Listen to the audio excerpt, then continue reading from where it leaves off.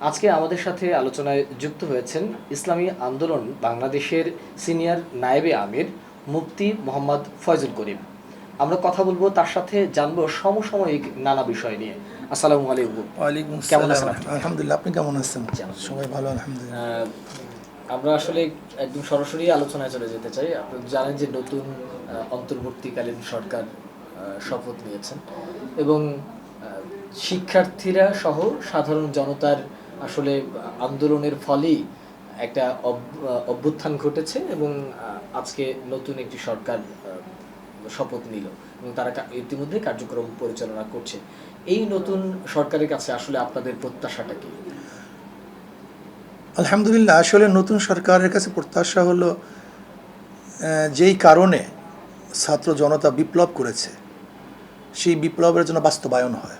জুলুম, নির্যাতন, অবিচার, এর থেকে মানুষ নিস্তার পায়, শান্তি পায়, তারা যেন নিরাপদে বসবাস করতে পারে, মানুষের অধিকার যেন প্রত্যেকটা মানুষ ফিরে পায়, আয়নাঘর যেন তৈয়ার না হয়, জুলুমের শিকার মানুষ না হয়, বৈষম্য বিরোধী আন্দোলন। এক কথায় বাংলাদেশে কোনো বৈষম্য থাকতে পারবে না, সব জায়গায় সমতা থাকতে হবে। চাকরির ক্ষেত্রে, খাদ্যের ক্ষেত্রে, বস্ত্রের ক্ষেত্রে, অন্যের ক্ষেত্রে, চিকিৎসার ক্ষেত্রে সব জায়গায় সমতা থাকতে হবে। অসম কোনো জায়গায় এই ছাত্র এবং জনগণ চায় না। আমি অনুরোধ করব বর্তমান অন্তর্বর্তীকালীন সরকার যেন যেই দাবি নিয়ে ছাত্র এবং জনতা ঝাঁপিয়ে পড়ছে সেই দাবি যেন বাস্তবায়ন হয় এবং এই দেশের জনগণ যেন দেখতে পারে। আমাদের যে স্বরাষ্ট্র উপদেষ্টা, তিনি সাম্প্রতিক একটি মন্তব্য করেছেন, আওয়ামী লীগকে আবারও দল গঠন করবার জন্য বা আবারও তাদেরকে সংগঠিত হওয়ার জন্য বলেছেন এবং এটি যারা এই আসলে ছাত্র আন্দোলনের সাথে যুক্ত ছিলেন কিংবা যারা এই আন্দোলনের সাথে যুক্ত ছিলেন তারা এই বক্তব্যটাকে একেবারেই গ্রহণ করেনি। এটাকে আসলে আপনারা কিভাবে দেখছেন? আসলে হঠাৎ করে উনি যে বক্তব্য দিয়েছেন, এই বক্তব্যটা কেন দিয়েছেন, কোন উদ্দেশ্যে দিয়েছেন আমি জানি না, কিন্তু আন্দোলনের মতো তার বক্তব্য এটা সাংঘর্ষিক। আন্দোলন এবং বক্তব্যের সাথে আসলে বাস্তবতার মিল নেই। হাজার হাজার খুন হয়েছে, গুম হয়েছে, এদেশে টাকা পয়সা লুট হয়েছে, সমস্ত রাষ্ট্রীয় সম্পদগুলি আপনি দেখেছেন এইমাত্র যে 92,000 কোটি টাকা ব্যাংক থেকে লুটপাট হয়ে গেছে। বাংলাদেশের অনেক প্রতিষ্ঠানগুলি ধ্বংস হয়ে গেছে, সব জায়গায় দলীয়করণ করা হয়েছে, স্বজন প্রীতি করা হয়েছে। যারা খুনি তারা বুক ফুলিয়ে রাস্তায় হাঁটছে, আর যারা নির্দোষ তারা ধুকে ধুকে জেলখানায় মরছে, আয়নাঘরে ছিল, তাদের পরিবার পরিজন জানতে পারে না তারা কোথায় আছে। আমি তো মনে করি যাদেরকে আয়নাঘরে নির্বিচারে দীর্ঘদিন পর্যন্ত পরিবার পরিজন থেকে বিচ্ছিন্ন করা হয়েছে, জানতে পারে নাই, এর একটা শাস্তিও তো যদি এই সরকার পায়, তাহলে বর্তমান স্বরাষ্ট্র সচিবের, স্বরাষ্ট্র উপদেষ্টার কথার সাথে আর বাস্তবতার সাথে কোনো মিল থাকে না। তিনি শেখ হাসিনাকেও দেশে আসার আহ্বান জানিয়েছেন এবং বলেছেন যে আপনাকে তো দেশ ত্যাগ করতে বলা হয়নি। আসলে যেই ব্যক্তি বাংলাদেশ ছেড়ে চলে গেল আর কি, এরকম একটা তার দলকে বিপদে ফেলে দিয়ে তাকে আবার দেশে ফিরতে আসার আহ্বান জানানো, এটাকে আসলে আপনি কিভাবে মূল্যায়ন করবেন? আমি মনে করি দ্বিতীয়বার উস্কানি দেয়া, আর কিছু না। আবারও দ্বিতীয়বার এদেশে একটা যুদ্ধক্ষেত্র তৈরি করার পরিবেশ সৃষ্টি করতেছে কিনা আমি জানি না। আপনারা সাবেক যে সরকার আর কি, সেই সরকারের অধীনে কোনো ধরনের নির্বাচনী অংশ নেননি এবং সব ধরনের নির্বাচনগুলোই আপনারা বয়কট করে আসছিলেন এবং রাজপথে ছিলেন। আপনারা কি মনে করছেন যে এই সরকারের অধীনে খুব কত দ্রুত আসলে একটি গণতান্ত্রিক নির্বাচন হওয়া সম্ভব? আসলে আপনার প্রশ্ন হচ্ছে সংশোধনী সব ধরনের নির্বাচন নয়, জাতীয় নির্বাচন আমরা অংশগ্রহণ করিনি, জাতীয় নির্বাচনে। তবে বাংলাদেশের মানুষ সুস্থ, নিরপেক্ষ এক গ্রহণযোগ্য নির্বাচন চায়।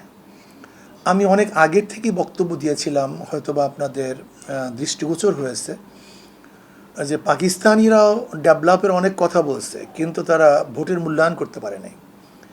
ঠিক আমি বলেছিলাম যে আওয়ামী সরকার, আপনি যত উন্নয়নের কথা বলেন, বক্তব্য দেন, যদি মানুষের ভোটের মূল্যায়ন করতে না পারেন, তাহলে এদেশের মানুষের যা কিছু আছে তা নিয়ে আপনার বিরুদ্ধে ঝাঁপিয়ে পড়বে, এই বক্তব্য কিন্তু আমাদের অনেক আগের থেকেই ছিল। কাজেই যেহেতু সে নির্বাচনকে গুরুত্ব দিতে পারে নাই, ভোটের মূল্যায়ন করতে পারে নাই, জোর দখলভাবে সে ক্ষমতা গ্রহণ করেছে, এর জন্য মানুষ আগের থেকে ক্ষিপ্ত হয়ে গেছে। কাজেই অন্তর্বর্তীকালীন সরকারকে অবশ্যই বলবো ভোটের পরিবেশ সৃষ্টি করে গ্রহণযোগ্য নিরপেক্ষ নির্বাচন দেওয়ার জন্য, তাহলে বাংলাদেশের মানুষ সুস্থ থাকবে, শান্তিতে বসবাস করতে পারবে। বরিশালে আপনি নির্বাচনে অংশগ্রহণ করেছিলেন, সেই নির্বাচনে আপনার উপরে হামলাও হয়েছিল। এরপরে আপনি একটা বক্তব্য দিয়েছিলেন যে এই সরকারকে পতন না ঘটিয়ে আমি ঘরে ফিরব না, এবং এখন সেই বক্তব্যটা সামাজিক যোগাযোগ মাধ্যমে বেশ বলা চলে যে আলোচনায় আপনার এই বক্তব্যটা। এখন সরকারের পতন হয়েছে, স্বৈরাচারের আপনাদের ভাষায় স্বৈরাচার সরকারের পতন হয়েছে, এখন আসলে আপনাদের পরিকল্পনাটা কি? দেখেন, আমি শুধু পতন ঘটিয়ে ফিরবো না এই বক্তব্যই শুধু দেইনি, আমি বলেছিলাম অবশ্যই আল্লাহ পাকের গজব আসবে, এবং আল্লাহর কাছে দোয়া করেছিলাম যে আল্লাহ সে আমার দুই চোখে যেন সেই গজবটা দেখতে পারি। কাজে আল্লাহ পাকের শুকরিয়া আদায় করতেছি, আমার উপরে এবং আমাদের উপরে, এই বাংলাদেশের জনগণের উপরে যেই জুলুম, অত্যাচার, অবিচার করা হয়েছিল, আল্লাহ পাক তাদের উপর গজব নাজেল করছেন, দুই চোখে দেখছি, এটা আল্লাহ পাকের শুকরিয়া। কাজে আমি যেই সরকারই আসুক না কেন, যারাই দেশ পরিচালনা করুক না কেন, আমি আর কারোর উপরে জুলুম দেখতে চাই না, অবিচার দেখতে চাই না, অত্যাচার দেখতে চাই না, আইনের দেশ দেখতে চাই, যেখানে না আইন থাকবে, স্বজনপ্রীতি থাকবে না। এখন দেখেন, ম্যাজিস্ট্রেট কোর্ট থেকে সুপ্রিম কোর্ট পর্যন্ত সম্পূর্ণ দলীয়করণ, সে নিরপেক্ষতা বলতে কিচ্ছু নেই। সরকার বলছে যে কোঠা থাকবে না, নাই, আছে, আছে। তাহলে দেখা গেল সরকার আগে কীভাবে বলতে পারলো যে সুপ্রিম কোর্ট অবশ্যই তোমাদের এমন রায় দিবে যারা তোমরা পছন্দ করবা, সে জানলো কীভাবে? তাহলে নিশ্চিতভাবে সরকার গুলি একেবারে ম্যাজিস্ট্রেট কোর্ট থেকে আপার লেভেল পর্যন্ত সব জায়গায় দলীয়করণ সৃষ্টি করছে, এবং সরকারের আমি মনে করি সরকার ইঙ্গিতই তারা রায় প্রদান করেছে। আমি চাই সেপারেশন অফ পাওয়ারকে বিচ্ছিন্ন করা, আইন বিভাগের উপরে কারোর কোনো হস্তক্ষেপ থাকবে না, স্বাধীন থাকবে। দেখেন, এই যে প্রাক্তন এক বিচারপতি, ওনাকে আমার বিচারপতি বলতে ঘৃণা লাগে, মানিক, এই মেজাজের লোক যদি বিচারের আসনে বসে, সেখানে বিচারটা কী হয় আমাকে বলুন তো? এই মেজাজের লোকগুলি যদি বিচারের আসনে বসে, মাসনাদে বসে, তাহলে সেখানে সুবিচার হতে পারে না। আমি বিচারকদেরকে বলবো, আপনাদের নিরপেক্ষ থাকা চাই, কে আপনার বন্ধু, কে আপনার শত্রু, সেটা আপনার দেখার বিষয় না। কে কোন পক্ষের, কে কোন দলের, এটা দেখার বিষয় নয়। যে ব্যক্তি অন্যায়কারী, তার বিরুদ্ধে আপনাদের রায় যাওয়া দরকার, আর যে ব্যক্তি অন্যায়কারী নয়, তার পক্ষে আপনার রায় থাকা দরকার। এইটা আমার বিচারকদের প্রতি অনুরোধ থাকবে। আগামী নির্বাচনকে, জাতীয় নির্বাচনকে সামনে রেখে আসলে কি ধরনের প্রস্তুতি আপনারা নিচ্ছেন, এবং আপনাদের কি আসলে 300 আসনে নির্বাচন করার সক্ষমতা কতটুকু আসলে আছে? দেখেন, আমরা তো নির্বাচনমুখী এক দল, আমরা নির্বাচনের জন্য সারা বছরই কাজ করি। 300 আসনে তো এর আগেও আমরা প্রার্থী দিয়েছিলাম, 300 আসনেই আমরা প্রার্থী দিয়েছিলাম, কিন্তু সক্ষমতা আছে কিনা সেটা দেখেছেন। বাকি ব্যাপারটা হলো, এদেশের মানুষ দুই ভাগে বিভক্ত হয়ে গেছে অলরেডি আগের থেকে। আমরা চাইতেছি যে দলীয় ভাগে বিভক্ত না হয়ে আদর্শ দিকে বিভক্ত হওয়া দরকার। আমাদের বহু সমস্যা হলো, দল যদি খারাপ করে তাহলে সেটা আমরা গ্রহণ করি, দল ভালো করলেও গ্রহণ করি, খারাপ করলেও গ্রহণ করি। আসলে এটা বিবেকবান মানুষের এইটা লালন করা ঠিক না। বরং আমি একজন বিবেকবান হিসাবে আমার উচিত ছিল, যদি দল ভালো করে তাহলে ভালোর পক্ষে থাকবো, যদি খারাপ করে তাহলে আমি খারাপের বিপক্ষে চলে যাব। এই জন্য আমি বলবো, দেশের জনগণকে দলকানা না হয়ে আমরা নিজেদেরকে, এই দেশকে, এই জাতিকে বাঁচাবার জন্য সৎ এবং সুন্দর এক আদর্শের প্রতি আগ্রহশীল হই, সেইটাকে নির্বাচন করি। আমি মনে করি ইসলামী আদর্শ ব্যতীত এদেশ কোনোদিন শান্তি থাকবে না, শান্তি আসতে পারে না। এই জন্য বাংলাদেশের 92% মুসলমানদেরকে বলবো, আসুন ইসলামের সুশীল ছায়াতলে আপনারা আসুন। ইসলামী নীতি আদর্শ বাস্তবায়ন হলেই মুসলমান, হিন্দু, খ্রিস্টান, বৌদ্ধ, যে যত ধরনের মানুষ আছে না, সবাই শান্তিতে বসবাস করতে পারবে।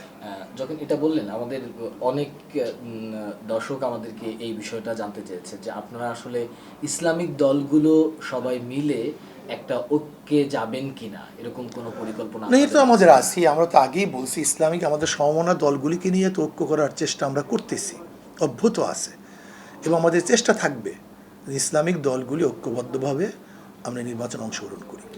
জামাতের সাথে আপনাদের একটা সময়ে বৈরী সম্পর্ক ছিল, আমরা দেখছি যে এখন আপনাদের সাথে কিছুটা হলেও সেই বৈরী সম্পর্কটা কিছুটা শিথিল হচ্ছে, সেটা আমরা বিভিন্নভাবে দেখতে পাচ্ছি।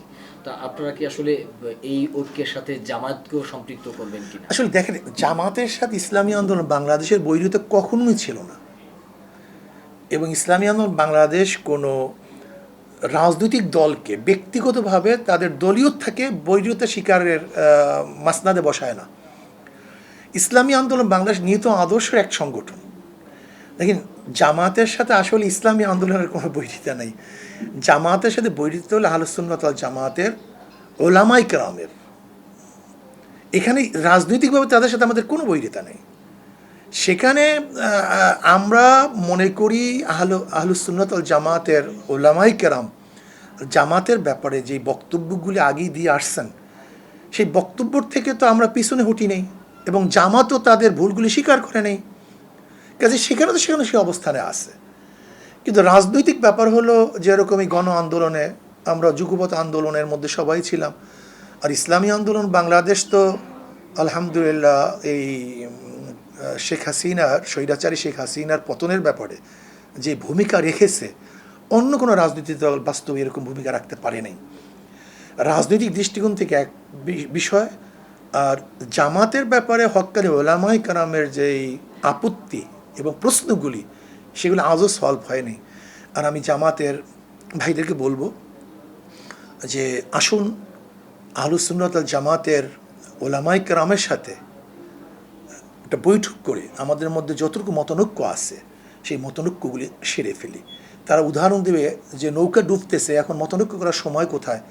আমি তাদেরকে অনুরোধ করব, নৌকা কেন ডুবতেছে, যে ছিদ্র আছে, ছিদ্রটা যদি আমরা বন্ধ করে দেই, তাহলে নৌকা ডুববে না, আমরা সবাই বেঁচে যাব। আপনি বলছিলেন যে যদি ইসলামিক জোটগুলো ক্ষমতায় আসে, সেক্ষেত্রে অন্যান্য ধর্মের যারা আছে তারাও সুরক্ষিত থাকবে। তো আমরা আসলে দেখেছি যে অর্থাৎ শেখ হাসিনা সরকার পতনের পরে বিভিন্ন জায়গায় যারা বিভিন্ন ধর্মের আছে তাদের বাড়িঘরে হামলা করা হয়েছে, এবং যতটা না হামলা করা হয়েছে তার থেকে বেশি গুজব ছড়ানো হয়েছে আসলে। এবং আমরা এও দেখেছি যে বিভিন্ন মসজিদ, বিভিন্ন মন্দির, বিভিন্ন হিন্দুদের বাড়িতে আপনাদের কর্মীরা পাহারা দিচ্ছে, জামাতের কর্মীরা পাহারা দিচ্ছে। আসলে আপনারা এই বিষয়টাকে কিভাবে দেখছেন? হিন্দুদের নিরাপত্তার বিষয়টা আসলে আপনারা কতটুকু জোর দিচ্ছেন? দেখেন, হিন্দুদের কোনো মন্দিরের উপরে বা তাদের ঘরের উপর আক্রমণ হয়েছে মানে আন্দোলনকে কেন্দ্র করে, এটা আমার জানা নেই। প্রথম বুঝতে হবে, আমি মনে করি হিন্দুদের মন্দিরের উপরে, তাদের বাড়ির উপরে এটা পরিকল্পিত আক্রমণ করা হয়েছে। আমি হিন্দু ভাইদেরকে বলবো, আপনারা সুনির্দিষ্টভাবে আমাদেরকে দেন যে কোন এলাকায়, কোন জায়গায় কারা আক্রমণ করেছে। কিন্তু আপনি ইদানিং দেখেছেন বহুত রিপোর্ট এসছে যে গুজব না, শুধু হিন্দুরা পরিকল্পিতভাবে নিজেরা মন্দির ভেঙ্গে, কেন তাদের মন্দিরের উপর আসলে তাদের আস্থা নেই, আসলে তাদের মূর্তির উপর তাদেরই আস্থা নেই। আমরা বহুত রিপোর্ট আপনাকে দেখাতে পারবো, হিন্দুরা নিজেরা তাদের প্রতিমা ভেঙ্গে তারপর মুসলমানদের উপরে অভিযোগ দিছে। এরকম একটা দুইটা না, বহুত। এইবারও সেই অভিযোগ দিবে এরকম একটা আশঙ্কা আমাদের ছিল। এর ইসলামী আন্দোলন বাংলাদেশ এবং অন্যান্য সংগঠনের লোকগুলি বা সাধারণ জনগণ, মাদ্রাসার ছেলেরা, তার আগের থেকেই মন্দিরগুলি পাহারা দিছে। যা চিন্তাও করতে পারবে না, আমরা যখন মন্দিরে পাহারা দেওয়ার কাজ শুরু করছি তখন কেউ চিন্তাও করতে পারে নাই ইসলামী আন্দোলন বাংলাদেশ এই কাজটা শুরু করছে, এটা আমাদের করতে হবে, এটা আগে চিন্তাও করতে পারে না, কারণ আমরা জানি তারা এই কাজটা করবে। কাজেই এখন হিন্দুদেরকে সামনে রেখে আওয়ামী লীগ ব্যাক থেকে নতুনভাবে এক হট্টগোল সৃষ্টি করার চক্রান্ত করতেছে। আমরা ইদানিং একটা শুনছি, সেটা হচ্ছে একটা বিপ্লবের কারণে এই সরকারের পতন ঘটেছে, একটা পাল্টা বিপ্লবের একটা আওয়াজ নানাভাবে শোনা যাচ্ছে। আসলে সেরকমটা যদি আসলে ঘটে, আসলে আপনাদের এই ব্যাপারে কতটুকু আপনারা সচেতন আছেন? প্রতিবিপ্লব ঘটাতে এত সহজ না, এটা কঠিন ব্যাপার। আর বাংলাদেশের জনগণ তো ঐক্যবদ্ধভাবে, এখানে আওয়ামী লীগ এন্টি আওয়ামী লীগের সবাই কিন্তু এক ছিল, এবং মানুষের রাস্তায় নেমে আসার এরকম দৃশ্য গোটা বিশ্ব দ্বিতীয়বার দেখছে কিনা আমার জানা নেই। একত্র এরকম ঘটনা ঘটেনি, এত মারাত্মক অবস্থা।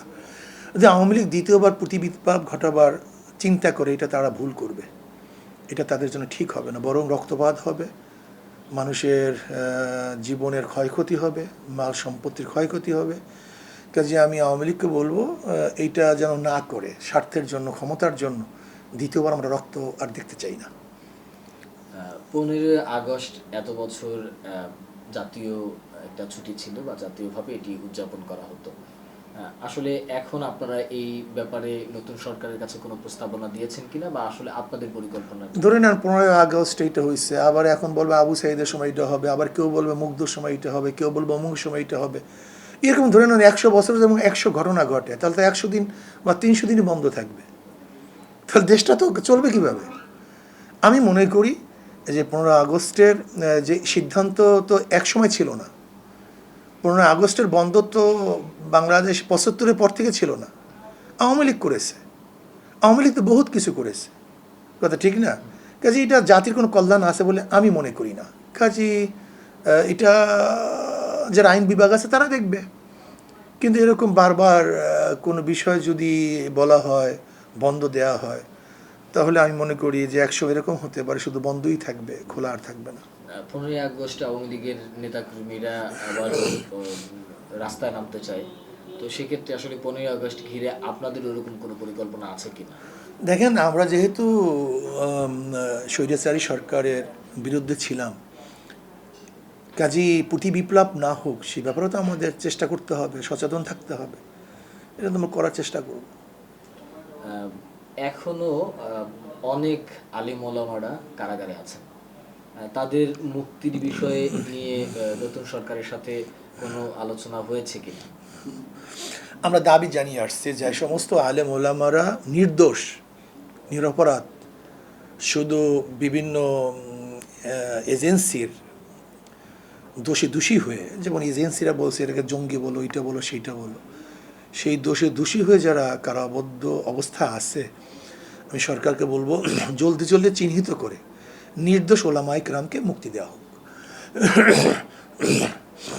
এইবারই বোধহয় কোনো সরকারের উপদেষ্টা পরিষদে একজন আলেমকে দেখতে পাচ্ছে দেশ।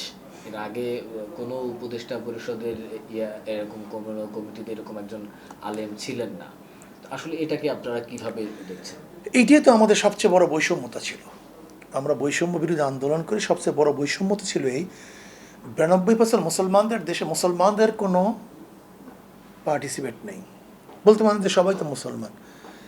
তাহলে আমি বলবো তো হিন্দুদের থেকে যদি কেউ প্রতিনিধিত্ব হতে পারে, যদি চাকমা মারমাদ থেকে কোনো প্রতিনিধিত্ব হতে পারে, তাহলে যারা ইসলাম পালন করে এদেশের ওলামায়ে কেরামের বিশেষ খেদমতে বাংলাদেশে আছে, এবং ওলামায়ে কেরামের কারণেই বাংলাদেশ নামীয় বাংলাদেশে এখনও আছে। যদি ওলামায়ে কেরাম ইসলামের প্রতি উদ্বুদ্ধ না করতেন, দাওয়াত না দিতেন, তাহলে এদেশের তো মানুষ আর মুসলমান থাকতো না, সবাই তো নাস্তিক হয়ে যেত। এই দেশের ভূখণ্ড আমরা রক্ষা করতে পারতাম না, এপার বাংলা ওপার বাংলা এক হয়ে যেত।